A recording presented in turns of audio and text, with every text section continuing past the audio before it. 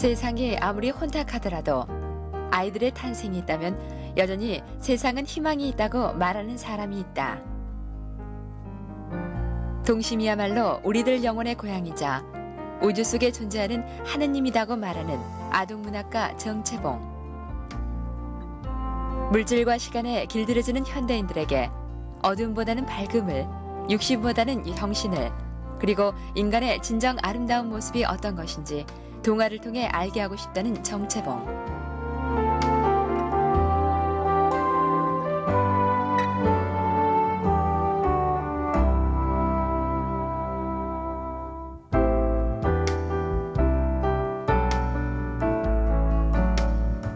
그는 지난 20해 동안 20여 권의 집필 활동을 통해 한국 아동문학의 성인 동화의 장을 새롭게 개척했다. 아름다운 동심만이 이 세상을 구원할 거라고 믿는 정채봉. 그에게 동심은 곧 신앙이다. 그는 동화의 역할을 인간의 삶을 위로해주고 보다 승화시키는 데 두고 있다. 맑은 동심으로 풀어내는 시적인 언어로 사람들의 마음을 곱게 물들이고 있는 아름다운 사람 정채봉을 만나본다.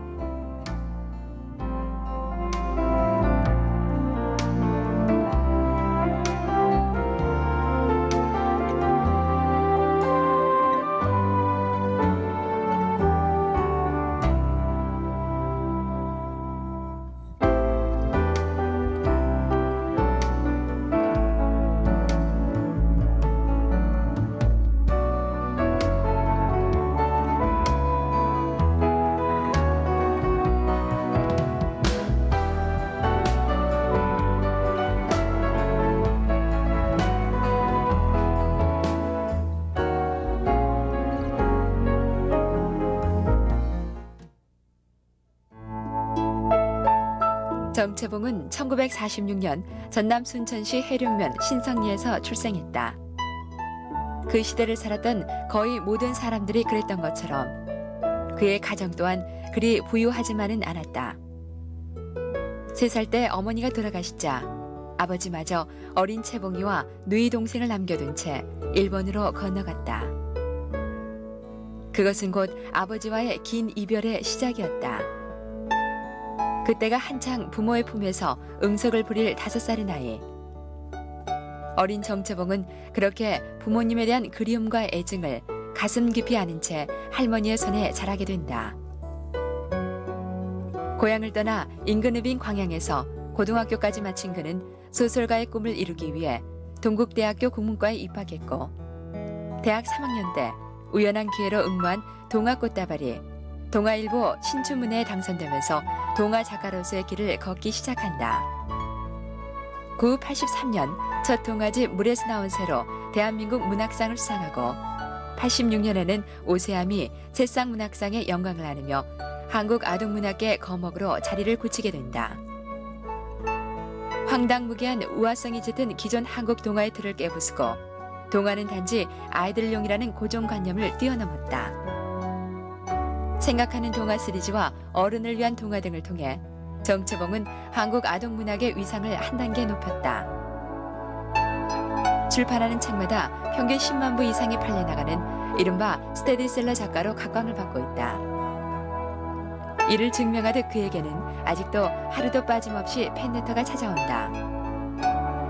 동화 속 주인공 난나와 길손이 가미와 함께 울고 웃고 하는 사람들. 그의 작품은 동심을 잃고 삭막해져만 가는 현대인들에게 따뜻하게 내리쬐는 봄햇살과도 같은 위안을 안겨준다. 정채봉 씨의 동화는 굉장히 짧습니다. 어떻게 보면 원거리 매수는 불과 2, 3매 정도에 불과하지만 그 속에는 우리가 삶을 살아가면서 평생 간직해야 할 어떤 그 경구적인 내용을 담고 있습니다. 진부한 표현대로 촌철살인적인 어떤 그 경구라고 할 수 있는데요.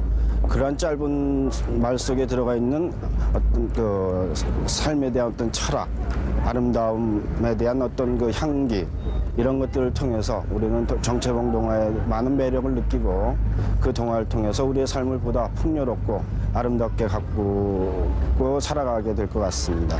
정채봉 선생의 동화는 성인 동화라는 독특한 장르로 분류가 됩니다. 그런 점에서 이제까지 어떤 동화에 대한 고정관념을 가진 사람들에게는 다소 충격을 줄 수도 있을 것 같습니다. 그러나 동화라는 것이 언제까지나 어린아이들의 환상적인 이야기만 다룰 수는 없는 것이고, 그런 점에서 우리 문학사에서 대단히 어떤 독특한 자리를 문학사적으로 부여받게 되리라 생각합니다. 선생은 작품에서뿐만 아니라 어린아이와 같은 순진무관 심성으로 종교인과 저명 인사들 역시 정채봉 선생의 팬이기도 하다.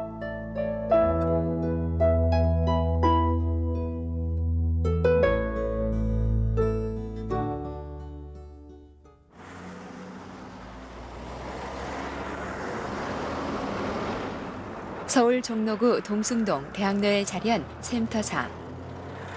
샘터사는 지난 30년 한국문학계 행로를 짚어온 출판사 중에 하나다. 취재팀이 선생의 일터인 샘터사를 찾았을 때 그는 모 안녕하십니까. 방송사와 전화 인터뷰 중이었다. 첫달과 밤배, 그 다음에 오세암, 그 다음에 물에서 나온 새, 멀리 가는 향기, 이런 것이 저희 대표작으로 남들이 그렇게 분류를 해주고 있대요. 얼마 전 출판된 그동안에 써온 글들을 모은 장원집 처음에 저는 마음으로 꼭 돌아가라가 화제를 모으고 있어 글을 쓸 때, 방송사에서 인터뷰를 요청한 것이다. 어린이만 보게 하겠다, 뭐 그런 그 의도적인 70년대 것은 후반에 있으니까요. 선을 보인 그의 초기 또 작품들은 상대적으로 유년기의 체험을 어른들만 보게 바탕으로 하겠다, 뭐 그런 것도 아이들의 아니고, 일상생활을 토대로 한 과거 회상적인 누구나 작품들이 보아서 줄을 이룬다. 자기 마음 높이에 맞는 꾸준한 중단편의 동화 활동과 더불어 멀리 가는 향기와 느낌표 찾아서를 대표작으로 하는 80년대에는 사파와 함께하는 네, 생각하는 동화로 그것은 성인 동화의 새로운 장을 연다. 오세암이 그 불란서에서 90년대로 접어들면서 그의 삶을 진솔하게 완료돼서 풀어내는 수필과 아마 그 자문적인 짧은 우리나라 경고를 그 통해 제압을 미래에 하는 대한 방해자 조심스러운 씨가 경고와 희망을 그 이야기하고 그림을 있다. 그리고 있는 중이고요. 이런 그다음에 다양하고 그 실험적인 동화 장르의 개척을 통해 물에서 나온 그가 새는 일관되게 말하고자 한 것은 결코 큰 것에 대한 예찬이 아닌 속삭이는 불꽃의 귀뜸과 같은 작은 것, 작은 진실을 통해 우리가 찾아야 할 것은 무엇인지 제시하고 있다. 근데 이것은 우리나라 이 대사문화재단이라는 곳에서 번역 지원을 하고 있어요. 그래서 이것은 이제 내년 봄에 나온다고 그러는데 아마 저를 독일로 초청을 한다고 독일 쪽에서 그런 연락을 제가 받고 있습니다. 뭐 이 세상을 그렇게 절망적으로 보지 않는 사람들에게, 그리고 또 이 세상에 대해서 적당히 힘들어하는 사람들에게 다시 한번 이 세상은 살아볼 만한 그런 곳이다. 다시 한번 우리는 시작할 수 있는 곳이다. 이런 어떤 의미의 메시지가 담긴 잠언 동화 시집, 뭐 이렇게 생각하면 이번에 출판한 처음으로 이 돌아가라 책에 또한 대한 처음에 제가 순수하고 성격적 기쁜 마음을 설명이 되찾자는 되지 않을까 희망의 메시지를 이렇게 담고 보네요. 있다. 제가 첫 계속 첫이란 말이 그건 이게 지금 액센트지.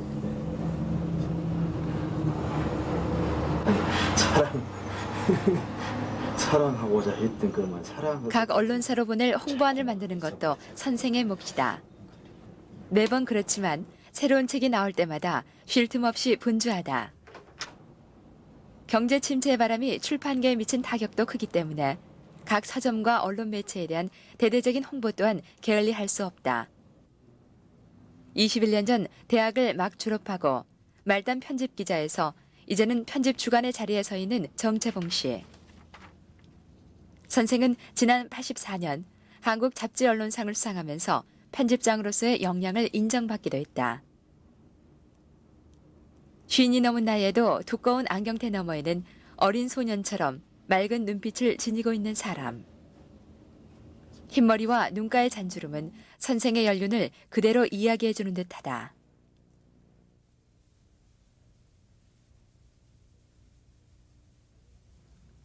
일에 있어서만큼은 완벽함을 추구하는 선생이지만 업무에 지칠 때마다 책상에 있는 가족 사진을 보며 마음의 위안을 얻는다.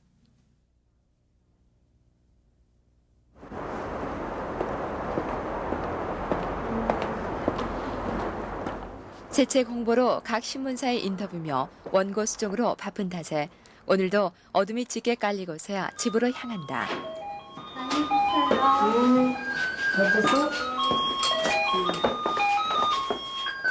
일에 지친 그를 맞아주는 건 딸 리태. 형제라고는 3살 위의 오빠가 전부인데 오빠마저 군에 가고 없어 요즘 리태가 많이 외로울 거다. 그걸 알면서도 출판사의 업무로 딸 리태에게 많이 소홀해져 미안하기만 하다. 기회가 있으면 딸과 함께 여행길에 나서고 군에 간 아들에게는 2달에 한 번씩은 꼭 면회를 갈 정도로 자상한 아버지다. 엄마의 빈자리를 채우기 위해 노력하지만 아이들에게는 그래도 부족하다는 것을 알고 있어 마음이 항상 씁쓸하다. 아들 승태와 이제 갓 20을 넘은 딸 리태. 단출한 선생의 가족 전부다. 얼마 전 건강검진 결과 간에 약간의 이상이 있다는 진단이 나왔다. 그런 아빠에게 약을 챙겨주는 것도 이제는 자연스레 리태의 몫이 됐다. 이름은 어떤 교수님이시죠? 최인웅 최인웅 교수님. 시청자 실습. 시창작 실습. 그의 첫 번째 수필집, 그대 뒷모습을 읽어본 사람이라면 리태라는 이름이 낯설지 않을 것이다. 나무 속에 다름 아닌 어릴 적 하느님이 냉이꽃처럼 작고 예쁘기도 하다는 것을 그에게 깨닫게 해주었던 그의 상상의 보물창고인 딸 리태다. 정리태가 시를 쓴다 그러면 정리태에 눈이 있어야지. 오기원 선생님의 눈이 아니고 정리태. 아빠도 뭐 정채봉의 눈이 있고 그렇거든. 현재 리태는 서울예전 문해창작과에 재학 중이다. 오빠한테 편지했니? 아빠가 걸어온 작가의 길을 동경하며 작가로서의 꿈을 키우고 있는 리태. 그런 딸에게 선생은 따뜻한 아버지로, 때론 친구로, 군에 있을 때 그리고 이제는 문학 선배로서 값진 충고를 아끼지 않는다. 많이 추워졌어. 추워지고 그래. 고등학교 시절 문학제 고등부시가 당선돼 남다른 글솜씨를 인정받기도 한 딸 리태. 18도 차이가 난대. 열심히 자신의 꿈을 키워가는 리태가 선생은 대견하기만 하다. 작년에 아빠와 같이 백두산 갔잖아.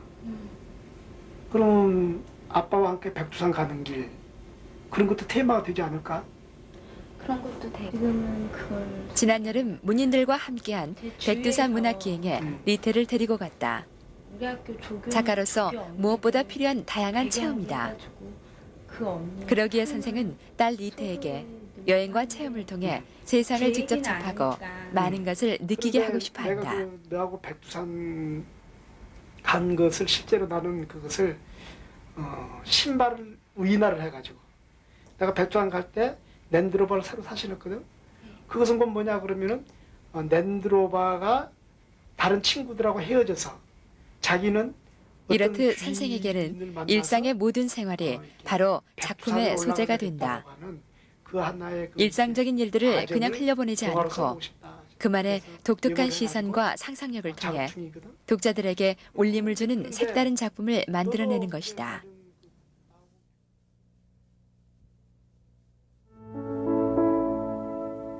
선생의 대표작으로 꼽히는 오세암에서 우리는 깨끗하고 순수한 동심의 세계를 만나게 된다. 오세암은 5살 배기 떠돌이 고아 길순이가 폭설로 인해 산속 감자에 갇혀 지내다가 그의 한없이 맑고 깨끗한 동심으로 사람들을 구원하는 부처가 된다는 내용을 담고 있다. 작가 정채봉은 동화 오세암의 길손이와 가미를 통해 이 세상을 병들게 하는 것은 사람들의 병든 눈이라는 것을 말해주고 그들에게 잃어버린 마음의 눈을 찾아주고자 한다. 그러니까 이제 길손이라고 하는 5살 박이 이 아이는 우리 이 세상에 다녀가는 어떤 길손. 그러니까 우리가 다들 이 땅에 한 번씩 왔다가 거쳐가는 곳이잖아요. 그래서 이게 이제 이 다녀가는 길손 나그네이고 그 누나는 가미가 곧 그 가미의 모습이라는 것은 눈 감은 아이란 말이죠. 근데 이 세상의 모든 것을 보지 못하는 것이지만은 마음으로 볼 줄 아는 그런 눈을 가지고 있단 말이죠. 그래서 그 마음으로 보는 눈과 뜨고 보는 눈의 세계가 일치해야 되는데 이게 일치하지 못했을 때 우리가 겪을 수 있는 어떤 불행 또는 혼란, 바로 이런 삶이 계속되고 있는데, 제가 그 오세암에서 이 두 어린 아이들을 통해서 이 세상을 살아가는 우리들의 어떤 슬픔과 불행, 그리고 위로와 이게 행복, 이런 것을 한번 추적해 보고자 했던 것이 바로 이 가미와 길손이라고 하는 두 어린아이의 어떤 세상 떠도는 삶 속에서 그려보고자 했던 것입니다.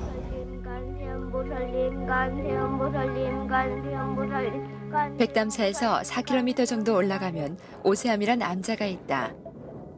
동화 오세암은 바로 그 암자에 전해져 오는 5살 아이가 득도했다는 전설을 토대로 쓴 작품이다. 순수한 어린 영혼 길손이의 죽음으로 참 생명이 무엇이며 삶에서 중요한 것은 자연과 사람의 융화된 사랑이라는 것을 일깨워주는 그의 문학 철학을 그대로 보여주는 작품이라 할 수 있다. 서연기 좀 붙들어줘요. 누나 말이 맞아. 눈 감으니까 아무것도 무섭지 않아. 엄마도 보이고 수녀님도 보이고 또 누나, 스님, 운봉이 형도 모두 보여.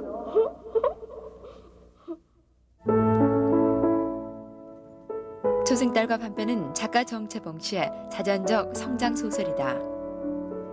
부모 없이 할머니 손에서 자랐지만 결코 좌절하거나 꿈을 잃지 않는 주인공 난나를 통해 세상 사람들에게 희망의 메시지를 전하고 있다.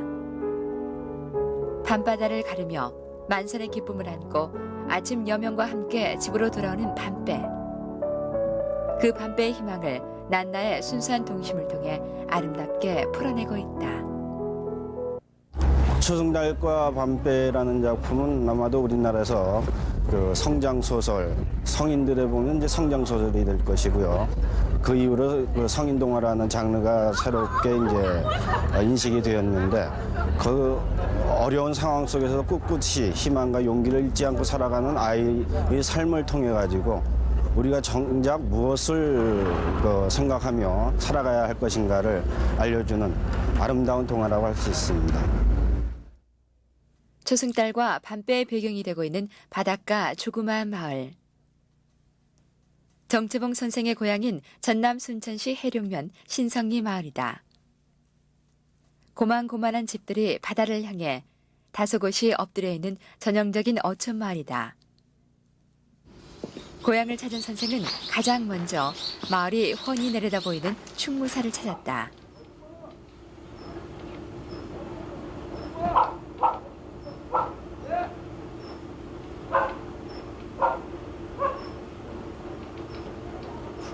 마을 어귀에 자리한 충무사는 이순신 장군의 영정이 모셔져 있는 것으로 선생이 어린 시절 막연하게 충무공을 동경하며 자라게 한 곳이기도 하다. 반듯한 교실 하나 없었던 초등학교 시절. 충무사의 별채는 그들의 교실이 됐다.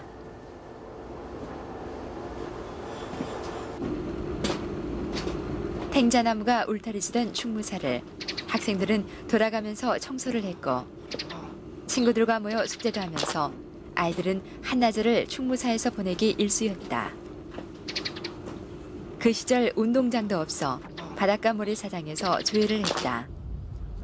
물때를 맞추지 않으면 조회 시간에 발밑으로 바닷물이 들어차기 십상이었던 그때.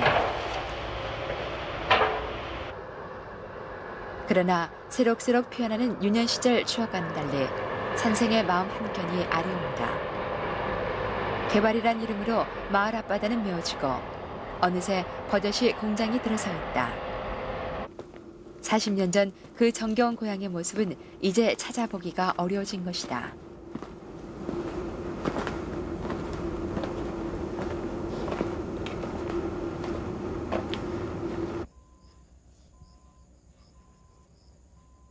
여기는 제 고향이지만은 사실은 제 이 성장 소설인 초승달과 밤배의 일부의 배경지거든요.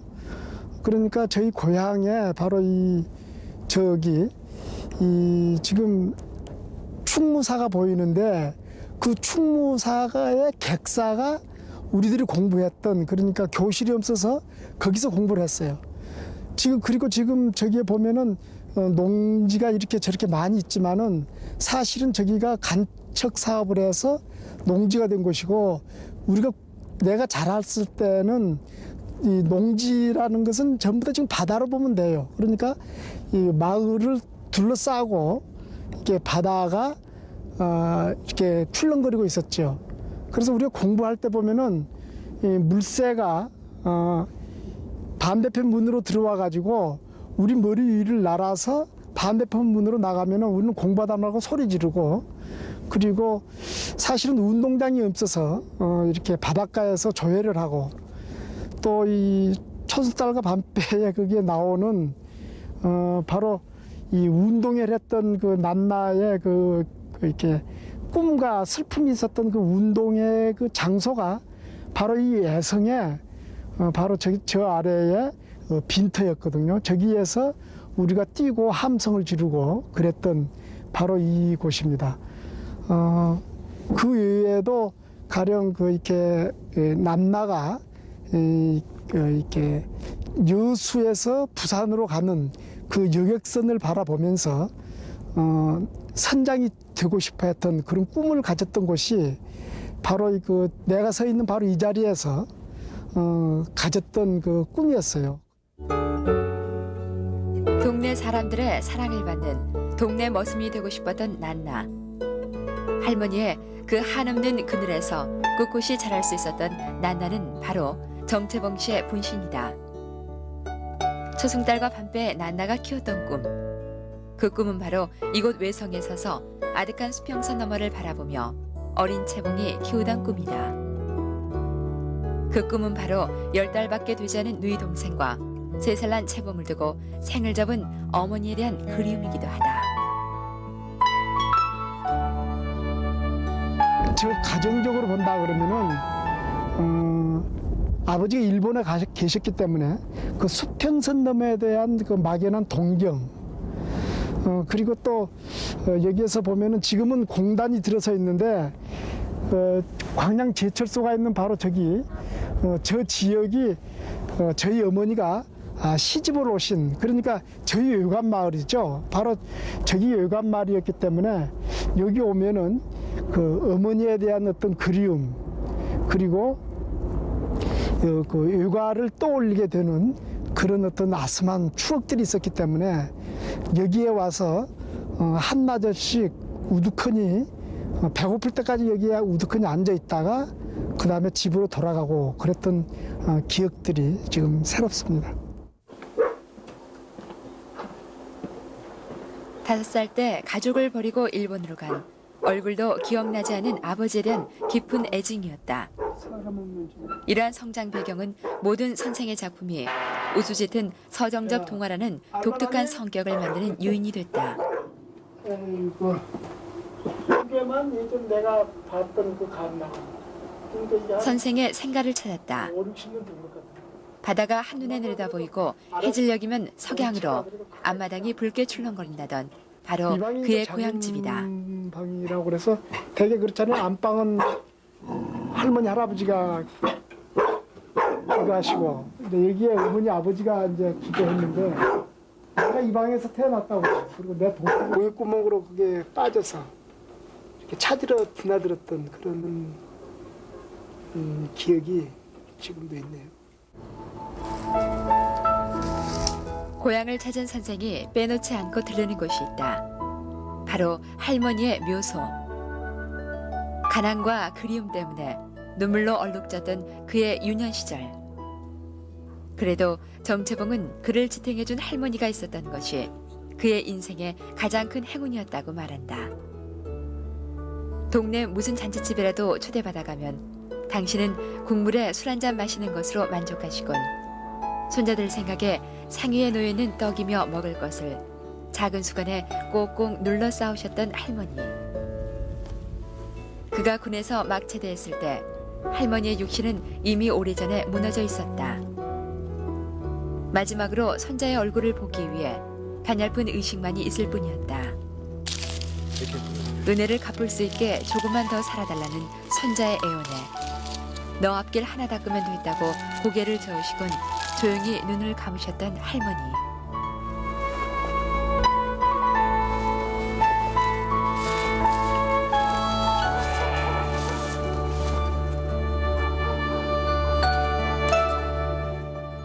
할머니의 묘를 찾을 때마다 한 번씩 꼭 안아준다는 선생. 그 지울 수 없는 그림을 이제는 이렇게밖에 달랠 수 없는 것이다.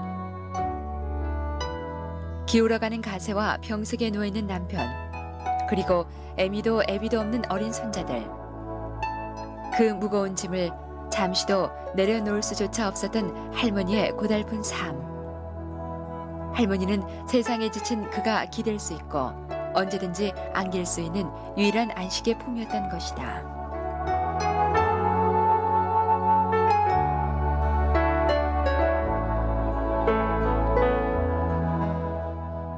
그의 나이 10살.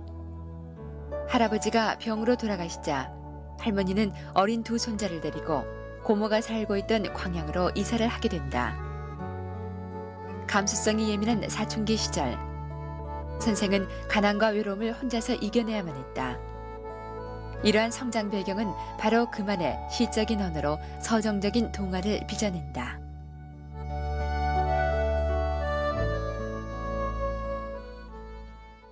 그건 내 개인적인 어떤 성향이 시에 어떤 얽힘이 많지 않는가 이런 생각하는데, 그것을 되짚어 보면은 유년 시절 그리고 성장 과정에서 이렇게 어머니 아버지가 계시지 않는, 그리고 할머니하고 살아가는, 그리고 많은 사람들과 어울림이 아닌 이 고적한, 그러니까 늘 자고 일어나면은 옆자리에 아무도 없는 텅 빈 것 같은, 그리고 마루나 또는 마당에 나가면은 멀리 이렇게 바다의 수평선이 보이는 그런 아득함, 그런 쪽에서 어떤 시심 같은 것이 어우러졌지 않나 이런 생각을 하거든요.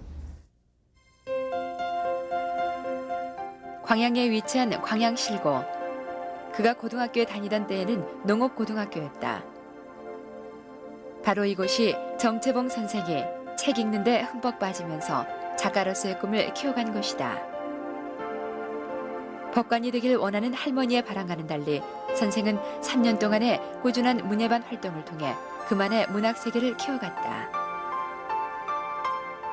고등학교 2학년 때는 문예반 활동에 있어 천재적 소질을 인정받고, 또 3학년 때에는 그의 남다른 역량을 인정받아 학생의 부회장을 맡기도 했다. 농구 시절에 온실 당번을 했었거든요. 그 온실 당번을 했을 때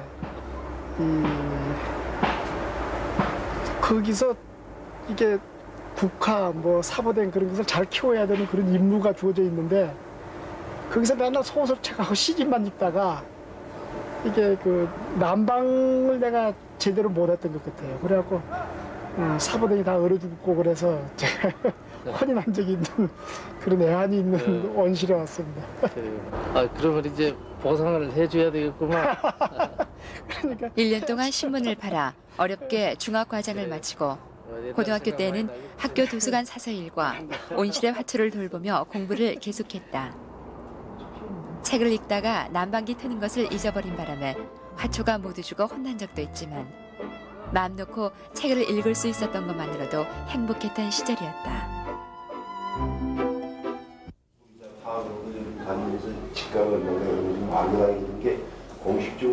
고향을 찾은 저녁. 오랜만에 중학교 동창들과 함께 저녁 식사 자리를 마련했다. 시대가 바꿔지고 이렇게 저렇게 사는 지금. 그래? 친구가 있는 곳이 곧 고향이 아니겠냐는, 그리운 이가 있는 곳, 그리고 그 그리움을 달랠 수 있는 곳이 바로 고향이라고 말하는 정채봉 씨. 예고도 없이 불쑥 찾아와 다짜고짜 불러내도 모든 일을 제쳐두고 그를 맞이할 친구들이다. 유년 시절 그 꿈 많던 철부지 중학생들이 이제는 어느새 가정을 이루고 사회에서 나름대로 자리를 잡았다. 이렇게 고향에 남아있는 친구들이 선생에게는 큰 재산이다. 동창들이 이렇게 모이니 그들의 가슴에 오롯이 남아있던 학창 시절의 추억들이 하나 둘씩 나오기 시작한다. 그런데 저 뒤에서 막 왔다 온다 막 이런 소리가 들리는 거야. 그래서 지금은 초등학교의 교사로 재직 중인 친구의 집에 감서리를 하러 갔던 때의 이야기다. 친구들과 함께 재직감을 몰래 따먹던 시절. 그땐 친구들과 함께라면 모든 것이 즐거웠다. 어이구 내 새끼들 왔는가. 그런데 상구 어디 갔냐. 그래서 아유 오니까 없는데 어디. 이놈들이 친구가 왔다는데 이 자식이 어디를 가고 온고 말이야. 그러고 막 동생이 선수인가 누가 내가 문제가 이제 점점 더 커지겠더라고. 온 이제 집안이 다 식구가 있나 문제가 이제 간땅이 우리가 죽으라고 도망가면서. 학창 시절 추억을 되새기며 잠시나마 그 시절로 돌아간다. 바로 어린 시절의 아름다운 추억들이 선생의 작품에서 좋은 이야기 소재가 된다. 자연수명을 오래 살았어도 추억이 짧으면은 그건 자연수명을 길게 산 것보다도 그건 덜한 것이고 인생을 좀 짧게 살아도 추억이 알찬 추억이 많은 사람은 그건 인생을 길게 사는 사람이나 뭐 진짜 이런 생각이 지금은 듭니다.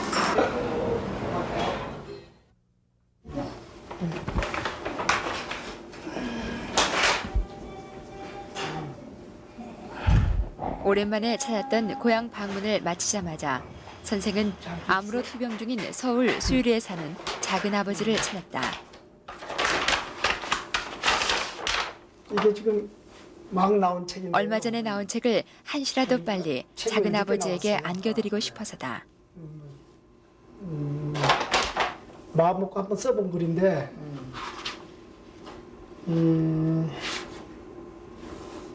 이 책에 할머니 사진도 넣고 일본으로 건너간 아버지는 연락이 없고 내용을 짧게 해가지고 할아버지가 돌아가시자 집안 젊은이들이 형편은 이렇게 말할 수 없이 기울기 시작했다. 생각할 수 있는 그러던 중 아버지와 함께 공백을 일본으로 건너간 넣었어요. 작은 아버지가 돌아온다. 그리고 그제서야 이거 선생과 전체가 누이 동생은 66 작은 아버지의 편인데. 도움으로 생계를 이을 수 있었다. 66편 7이나 되는 자신의 가정을 무슨 꾸리기에도 빠듯했던 작은 아버지. 봤는데 그 어려운 가운데서도 작은 아버지는 선생을 여기 작가의 길을 걷게 하기 책을 위해 대학 내가 교육까지 생각은 마칠 수 있게 이거 있어가지고 모든 뒷바라지를 해주었다. 그런 작은 아버지에게 아버지한테 책을 드리는 바치는 책으로 것은 당연한 것인지도 모른다. 그렇게 했어요. 그러니까 작은 아버지 뭐 그동안에 저를 어렸을 때부터 키워주시고 뭐 학교도 뒷바라지 다 해주시고 그래서 여기에 그러니까 이렇게 썼거든요. 생의 절반을 고생으로 메워오시고 지금은 암과 싸우고 계시는 그가 받은 은혜를 모두 작은 갚을 수는 아버지 없겠지만 그래가지고 항상 가루안에 감사하는 마음을 조금이나마 표현하고 성함을 싶었다. 넣었어요. 가족을 숫자로. 버리고 간 형. 바로 선생의 작은 아버지의 아버지께 빈자리를 이 책을 대신 바칩니다. 채우기 위해 노력했던 이렇게 작은 해서 아버지. 이렇게 넣었거든. 이 책 머리맡에 조카의 두시고 가슴에 깊게 새겨진 아버지에 대한 원망. 엄마들은 좀 그 읽어달라고 원망의 마음을 그러는데 알기에 작은 일제들은 아버지는 읽어달라고 조카의 그러는데 고통을 나누고 싶었을 바로 것이다. 그렇게 하시고 친구분들 오시면은 이 책 이렇게 한 권씩 드려서 자랑하고 그러십시오. 참 훌륭하다. 훌륭한 내가 있기 때문에 오늘의 내가 있는 거지. 훌륭한 내 조카가 없으면 내가 있겠는가. 폐암 말기로 투병 생활을 한 지 5년. 이제는 손과 다리가 마비돼 거동조차 불편한 작은 아버지를 대하며 이내 선생의 얼굴은 어두워진다. 여기도 한번 가보고 그러도록 하십시오. 그리고 이것은 여기 올 때 이 책을 내면은 이제 그 책에 대한 돈을 주거든요. 작은아버지를 위해 준비해온 인쇄를 선생은 부끄러운 듯 조심스레 내민다. 그들이 함께 이겨온 힘들었던 지난 세월들, 그리고 그 안에서 깨달을 수 있었던 삶의 진정한 의미. 생이 얼마 남지 않은 작은아버지에게 선생이 해줄 수 있는 일은 그가 바라는 대로 사람들의 기쁨과 아픔을 같이 나누는 작가가 되는 것이다. 선생은 그들이 함께한 고난과 그 고난을 이길 수 있게 해준 아름다운 사랑을 작품을 통해 글로써 풀어내는 것이다.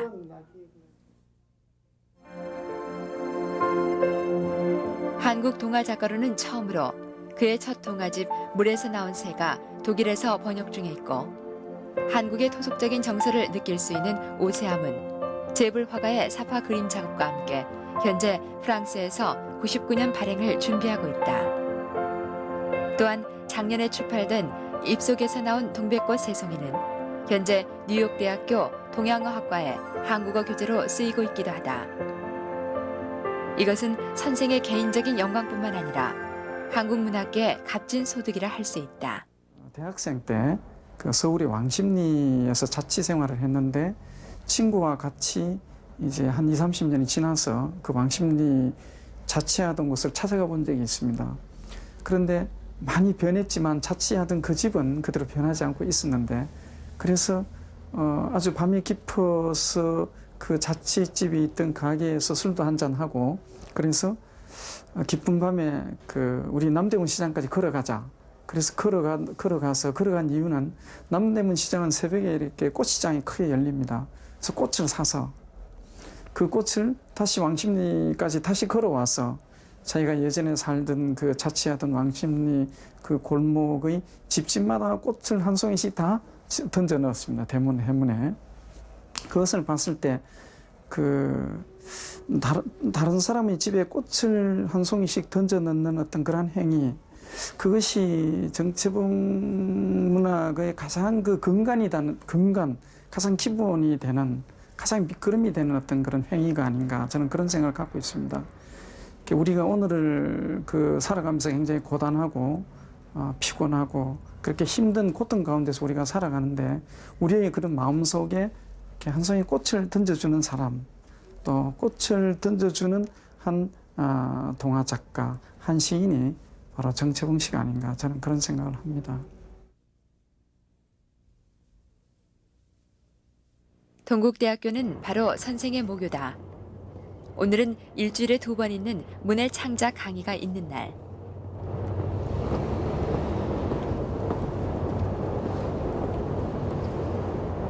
선생이 모교의 강단에서 문해 창작에 대한 강의를 한 지도 어느새 2학기가 가까워 간다.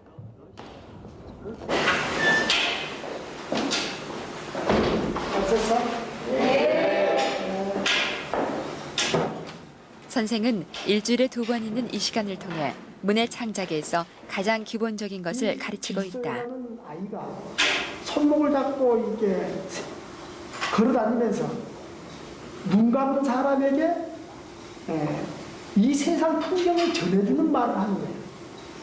그러니까 선생의 강의 교과서는 바로 다름 아닌 그의 작품들이다. 선생의 글 쓰는 이야기를 직접 들려줌으로써 학생들이 문학에 대해 쉽게 받아들일 수 있게 하는 것. 복잡한 이론보다는 자유로운 창작 실습 활동을 통해 열린 교육을 지향하는 것이 바로 선생의 강의 방식이다.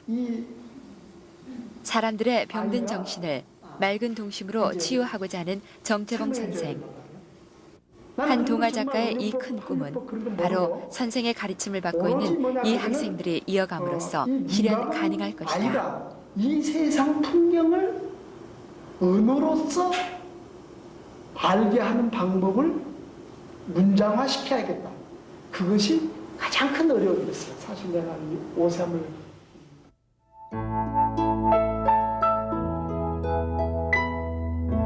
어머니도 아버지도 없었던 어린 시절. 병든 삼촌과 언제나 가난에 찌들었던 삶. 유년 시절 연유 평범한 아이들처럼 그가 누릴 수 있었던 것은 아무것도 없었다. 이는 선생의 문학이 꽃이 그러한 것처럼 밝은 태양을 희망의 양지를 향해 끝없이 뻗어가게 만들었는지도 모른다. 어둡고 상처투성인 삶이었음에도 불구하고 선생은 작품을 통해 그 고통까지 아름답게 승화시킨다. 이것이 정채봉 선생의 동화가 우리에게 바라지 않는 아름다운 향기로 다가오는 이유다. 동심을 찾아 언제까지나 헤매일 그는 자신의 얼굴, 목소리조차 낯설어하는 현대인들에게 그들이 잃어버린 마음속 고향을 되찾아줄 것이다.